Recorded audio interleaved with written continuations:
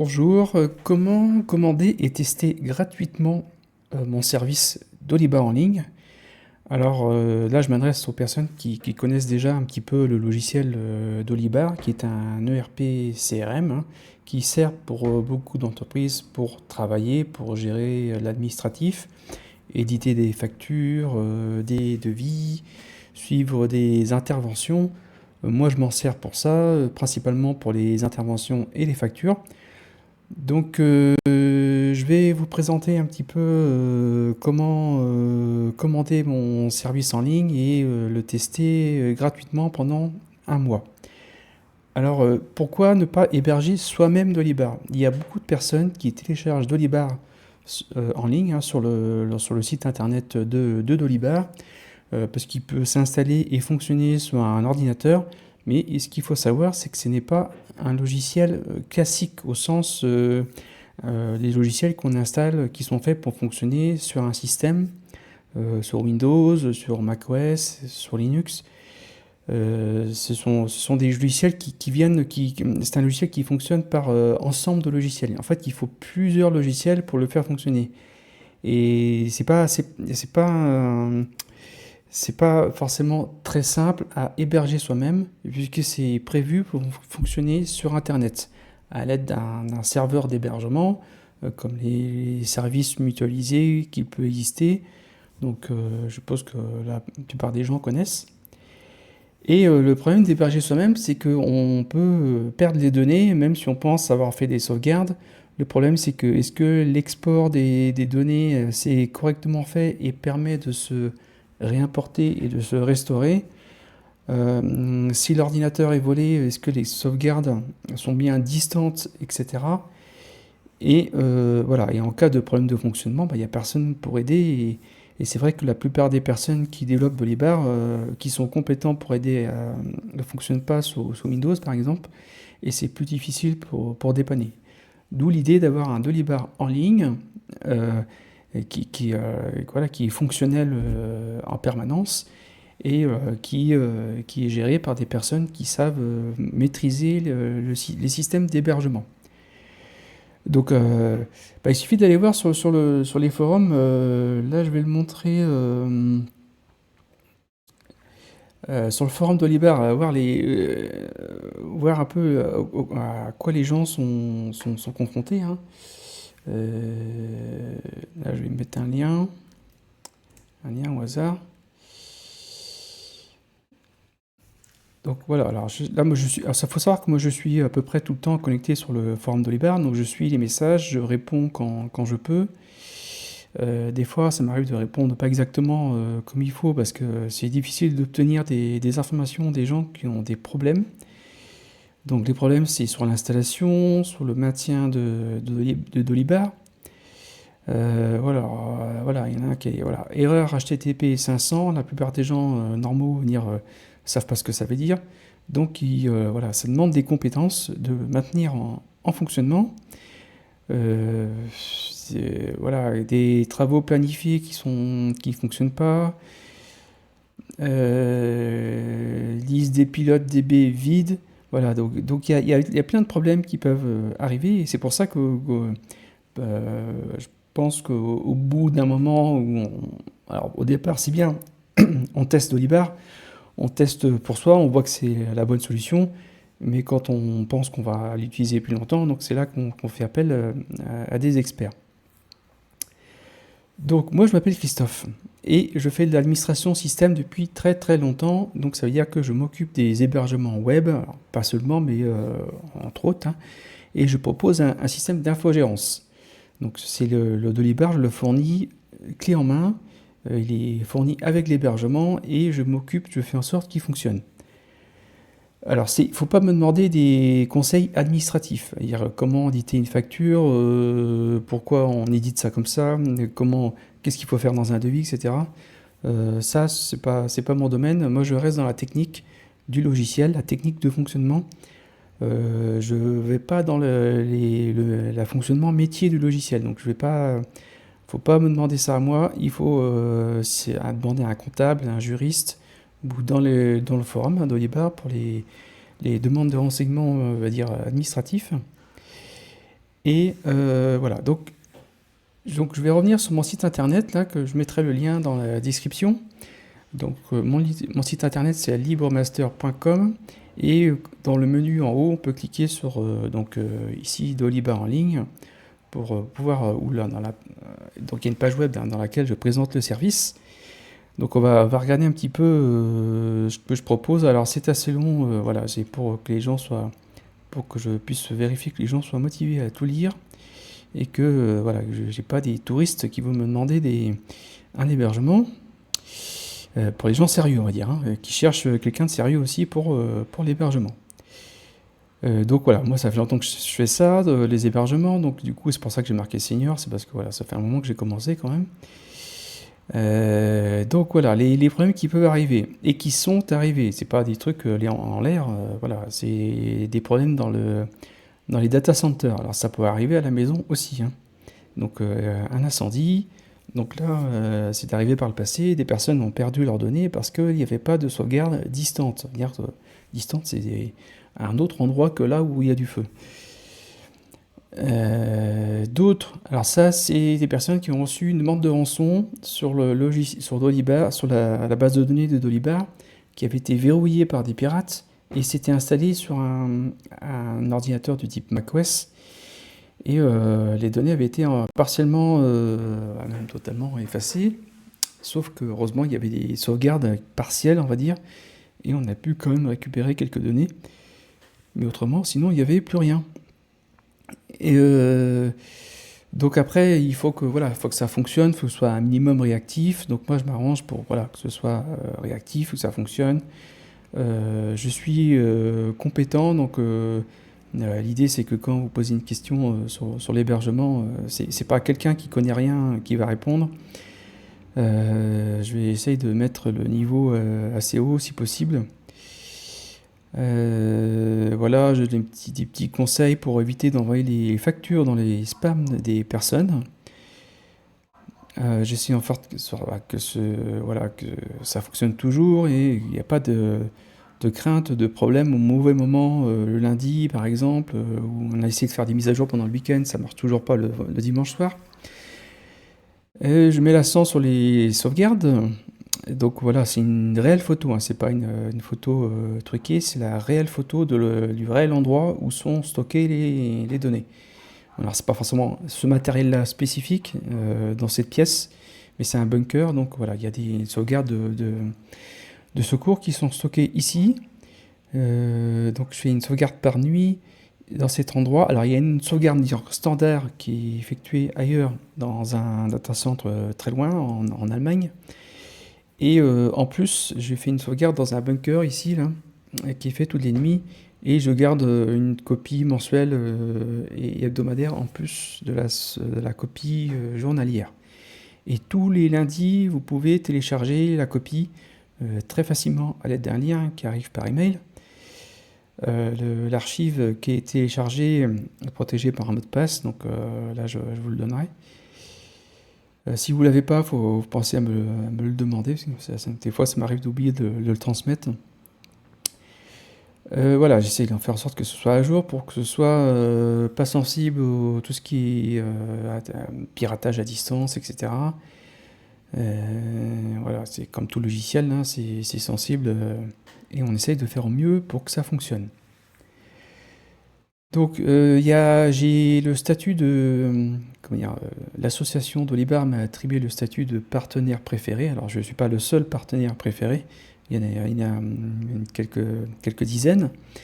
Et j'ai demandé à en faire partie et j'ai été accepté puisque je participe de temps en temps, je contribue de manière ou d'une autre au bon fonctionnement de l'association Dolibar. Voilà, je dis que je m'occupe de paramétrer correctement l'envoi des emails. Alors du moins, je préconfigure pour qu'il y ait juste un identifiant et un mot de passe à rajouter. Et voilà, s'il y a un problème d'envoi, je m'en occupe. Et je mets à jour Dolibar aussi régulièrement. Alors j'ai deux types d'hébergement, on va dire deux catégories. Le Dolibar économique, on va dire, et le Dolibar VIP. Donc le Dolibar VIP, je le mets à jour à chaque mise à jour majeure, et l'autre, je le mets à jour une fois par an, environ à peu près une fois par an. Donc je sais de faire en sorte que le Dolibar réponde rapidement. Donc la formule VIP, je mets un serveur très rapide, qui est absolument 100% des ressources sont dédiées au fonctionnement. Le Dolibar Echo, il y a une petite légère variation il peut y avoir une légère variation sur la journée, puisque la puissance de calcul est partagée. Mais autrement, l'hébergement lui-même est dédié, est cloisonné, dédié c'est un serveur dédié. Ouais. Un serveur virtuel dédié, pas physique, virtuel. Ouais, ça ne change pas grand-chose exactement. Quand c'est bien dédié, la différence est très faible. Donc je sauvegarde dans plusieurs endroits, comme j'en ai parlé, je fais en sorte qu'il y ait un minimum de sécurité. Je mets à jour tout au bon moment. S'il y a des failles de sécurité, c'est mis à jour quasiment immédiatement. Tout à l'heure, les mises à jour, je parlais des mises à jour majeures, c'est-à-dire les versions importantes qui ne sont pas de la sécurité. Si c'est un problème de sécurité, je sais faire en sorte que ce soit mis à jour rapidement. Donc il n'y a pas d'engagement. C'est du mois en mois. Donc si vous arrêtez de payer, pour moi, c'est le signal de fin pour moi, c'est un signal comme quoi vous demandez à supprimer l'hébergement. Donc faut pas être en retard. Enfin, vaut mieux éviter d'être en retard pour éviter d'avoir à mettre une sauvegarde. Donc tout le système d'hébergement est contrôlé par un serveur de configuration, hein, qui s'occupe de contrôler tout le serveur, et c'est contrôlé 2 fois par heure. Donc ça rend le serveur ultra maîtrisé. Moi, ça m'assure que tout est bien et en permanence que tout est comme il faut, et ça diminue statistiquement les pannes qui pourraient survenir, puisque tous les serveurs ont le même modèle d'installation. Donc voilà, je récapitule un petit peu ici, là, alors là, la gauche et la droite, dans le cadre blanc, c'est la même chose. En dessous, c'est les petites différences ici, là, entre les deux hébergements. Voilà, les ressources d'exécution sont non garanties pour la version Echo. Donc ça, et là, l'autre, c'est un serveur très rapide. Donc du coup, c'est pas le même tarif de serveur entre les deux. Quand je parle ici, là, je parle de stockage des données, stockage des factures, etc. C'est stockage qui comprend la sauvegarde, les multiples sauvegardes, le bunker, etc. Donc c'est pas juste l'espace du serveur, c'est tout ce que ça engendre derrière comme opération. Donc c'est pour ça qu'il y a une limite. Voilà, c'est pour ça que je garantis l'opération d'un bout à l'autre. Ceci dit, avec 4 Go, on peut déjà faire énormément, donc il n'y a pas forcément besoin de plus. S'il y a besoin de plus, on peut l'étendre, il n'y a pas de souci. Voilà, assistance, si c'est du fonctionnel, donc métier, je peux aider en plus, sachant que c'est pas mon truc c'est pas mon truc spécifique, hein. Je peux vous aider à configurer ou faire quelque chose en plus dans les modules qui sont pas du domaine de la technique, on va dire, pas du domaine du fonctionnement technique. Tout ce qui est technique, c'est inclus. S'il y a un problème, j'interviens pour que ça fonctionne. Je peux être amené à envoyer des patchs, des corrections sur Dolibar. Donc s'il y a un problème, un bug qui est rencontré, donc je prépare une correction et je la soumets aux développeurs qui vérifient et qui peuvent l'intégrer aux futures versions de Dolibar. S'il y a besoin d'une attestation individuelle par rapport à l'utilisation d'un logiciel sécurisé, donc c'est la loi de finances 2016. C'est donc la loi exige ça pour certaines catégories de métiers associés à une catégorie d'utilisation du logiciel. Enfin, voilà, il faut vérifier ça auprès d'un comptable pour savoir dans quelle catégorie ça rentre. Donc tout le monde n'est pas soumis à ça. Il y a des personnes qui ont besoin d'une attestation, donc je peux fournir l'attestation, voilà, pour que vous puissiez vous-même la fournir s'il y a besoin. Les modules complémentaires. Donc, alors la version Echo, uniquement les modules présents sur le Dolly Store est compatible. Donc, Dolly Store, c'est un site internet qui distribue des modules pour Dolly Bar. Dolly Store. Donc, s'il n'y a pas assez de fonctionnalités dans Dolly Bar, donc il y a possibilité de faire développer des modules complémentaires. Donc, il y a des modules ici qui sont présents, c'est une boutique en ligne. Donc, n'achetez pas directement. Si vous avez un doute, demandez-moi ce que j'en pense pour savoir si ça va fonctionner ou s'il y a voilà, des petits problèmes ou pas. Donc, en général, il y a des entreprises là, qu'on revoit souvent, qui font a priori des modules de bonne qualité. Autrement, il y a des petits modules, voilà, méfiez-vous, demandez-moi si vous n'êtes pas sûr, pour éviter d'avoir des petites surprises ensuite. Voilà, et faites attention que les modules soient maintenus, hein, voilà, s'ils ne sont pas présents dans Dolly Bar. Alors pour la version VIP, n'importe quel module, mais voilà, il faut qu'il soit maintenu, à jour et maintenu par un développeur. Sinon, le problème c'est qu'au bout d'un certain temps, il sera plus possible de mettre à jour Dolly Bar. Donc c'est ce qui est fâcheux, et du coup, si je peux pas mettre à jour Dolly Bar au bout de 18 mois, 2 ans, il y a un fort risque que ça fonctionne plus, et si ça fonctionne plus, voilà, je pourrais plus mettre à jour les serveurs, et ça fera prendre des risques sur le fonctionnement.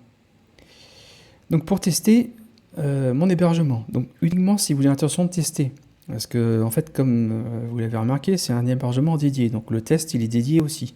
Alors le test fait sur le serveur dit Echo.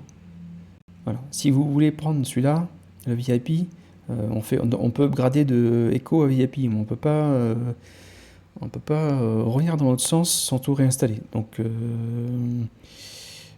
c'est pour ça que le test est sur celui-là, et quand vous êtes sûr et il y a besoin de celui-là, on prend le gros serveur s'il y a besoin. Donc il y a un lien en bas de la page. Donc on clique sur commander et tester gratuitement pendant 30 jours. Donc on arrive sur un site secondaire, un site internet secondaire qui permet de commander Dolly Bar. Donc on clique sur le bouton bleu. Donc voilà, l'idée c'est de tester au moins un petit peu. S'il n'y a pas de test ou d'utilisation qui est détecté, le Dolly Bar pourra être supprimé avant les 30 jours. Donc voilà, vérifiez bien que vous allez tester. On clique ici, j'ai compris. On rentre son email. On coche, ça c'est des RGPD qui obligent à mettre ces petites cases à cocher, parce que vous allez être inscrit sur ma liste de diffusion sur laquelle j'envoie des emails. Vous pouvez vous désinscrire par la suite, il n'y a pas de souci. Et vous rentrez le code qui est là. Alors là, on peut tester. Je sais plus, on va mettre une URL de test. Voilà. Alors il se peut qu'après la commande, il y ait d'autres questions pour préconfigurer Dolly Bar. Pour l'instant, il n'y en a pas. Je pense que je vais en mettre. On clique ici. Et donc ensuite, il y a un email qui arrive dans la boîte aux lettres. Alors tant que le lien n'est pas cliqué dans l'email, il n'y a rien qui se passe. Il n'y a pas de réservation de Dolly Bar, ni rien. Il faut absolument cliquer. Sinon, ça ne marchera pas. Là, je copie le lien.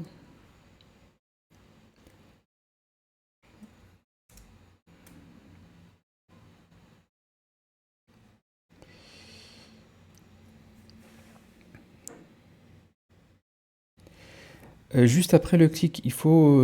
là, c'est le mot de passe de l'espace client. L'espace client que j'ai appelé espace client, ça, c'est rien à voir avec Dolly Bar. C'est mon espace client à moi pour vous. Donc là, vous mettez un mot de passe. Là, j'en ai pas là sous les... Je vais générer un mot de passe. Vous utilisez un générateur de mot de passe dans un logiciel qui va bien. Pendant ce temps-là, le Dolly Bar est en train de se créer. Donc une fois qu'il est terminé, qu'il est créé, le Dolibar lui-même vous envoie un email avec, pour cliquer, dans l'email, il y aura un lien à cliquer pour pouvoir s'y connecter. Donc le mot de passe est fourni, mais l'idéal c'est de changer le mot de passe après la connexion. Donc là on attend un petit peu. L'email finira par arriver. Donc la durée à laquelle le temps d'attente peut varier selon qu'il y a un serveur déjà en place ou s'il faut en réserver un autre. Donc normalement c'est automatique. Donc alors s'il y a je surveille le mécanisme de commande. Hein, donc s'il y a un problème, je recevrai un email avec des alertes. Donc ne pas s'inquiéter. Autrement, il suffit juste d'être patient. Et normalement ça finit par arriver. Je vais regarder ma... Ouais, je vois que c'est en train de bouger.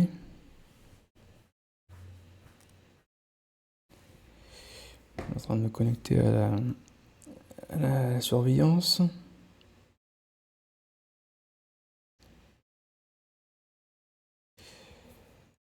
Donc on va attendre un petit peu que ça se crée.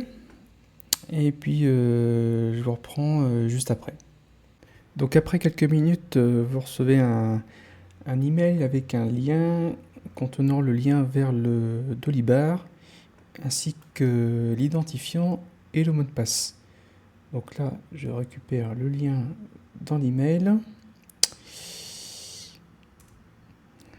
Je vais sur le Dolibar qui a été attribué.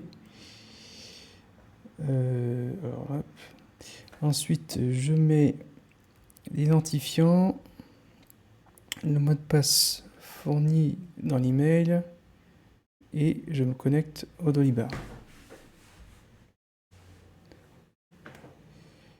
Donc après la connexion, vous pouvez changer votre mot de passe en haut à droite ici. Vous cliquez sur l'identifiant qui a été généré aléatoirement. Fiche. Ensuite, il faut cliquer sur modifier. Et là, il y a un champ. Alors, il y a un truc qui s'ouvre. Il y a un champ pour modifier son mot de passe. Alors, je ne sais plus où il est. Ici. Donc, il y a la possibilité de générer le mot de passe aléatoirement. Là, ou d'en mettre un avec, qui est fourni par votre gestionnaire de mot de passe. Voilà. Donc là, on peut en mettre un, voilà, un au hasard. Alors, s'il y en a un qui est mis au hasard, on clique là-dessus et on fait sur enregistrer. Vous pouvez changer votre identifiant, l'email qui est associé. Si vous voulez changer, ils sont... Voilà, normalement, je recevrai une notification pour avoir des informations minimum pour le fonctionnement de Dolibar. Donc voilà comment commander un Dolibar à partir de mon site internet en suivant les liens. Donc c'est un Dolibar qui est hébergé seul sur son serveur dédié, entièrement dédié pour Dolibar. Donc, et l'infogérance est inclus, ainsi que les mises à jour régulières de Dolibar. Donc là, ce qu'on peut voir, c'est éventuellement il va être installé dans une version qui n'est pas la dernière. Donc ça, je mets à jour les mécanismes d'installation automatique pour mettre la dernière quand c'est possible. Mais quand ça réattribue un Dolibar qui était déjà là et non attribué, donc voilà, il faut juste que je passe dessus, que je fasse une petite mise à jour. Alors les modules, comme je disais tout à l'heure, par défaut c'est activé sans module et sans... Donc il faut au départ rentrer le nom de sa société ici à gauche. On va dans accueil, configuration, société, on rentre les informations de son entreprise. Alors le mot société c'est pour entreprise aussi. Hein. On rentre des diverses informations et les modules qu'on a besoin. En dessous ces modules. Généralement on active les tiers parce que ça c'est évidemment très utilisé. Il ne faut pas désactiver les 3 modules du bas, travaux planifiés, journaux et traces de debug, et archives log inaltérable. Donc ça sert à rien de les désactiver. On ne les regarde pas ceux-là. On active généralement celui-là. Et puis, par exemple, pour faire les factures, donc il y a un module de facturation ici. Et à chaque fois qu'on active un module, il y a un lien en plus, il y a des petits liens qui se rajoutent au fur et à mesure dans le menu en haut. Donc les tiers, voilà. Donc c'est par là qu'on commence, hein. On crée un nouveau client, on rentre ses informations. Ensuite, une fois qu'il sera rentré correctement, on pourra créer des factures, accéder aux factures ici, enregistrer des paiements. Voilà, tout se passe ici. Voilà. Donc c'est un Tolibar qui est disponible pour 30 jours. Donc si vous comptez le garder, prévenez-moi avant les 30 jours, parce qu'en fait, quand c'est expiré, donc ensuite il y a un sablier entre guillemets qui se met en route. Et si vous y prenez trop tard, le Dolibar va être supprimé. Il faudra que j'aille reprendre les sauvegardes. Donc du coup, n'attendez pas la fin. Prévenez-moi avant, au moins pour que j'enlève la date d'expiration. Le temps de faire les papiers entre guillemets, les factures, etc. Qu'on soit d'accord. Et ça devrait rouler. Voilà, voilà. Donc je vous dis à très bientôt dans une prochaine vidéo. Au revoir.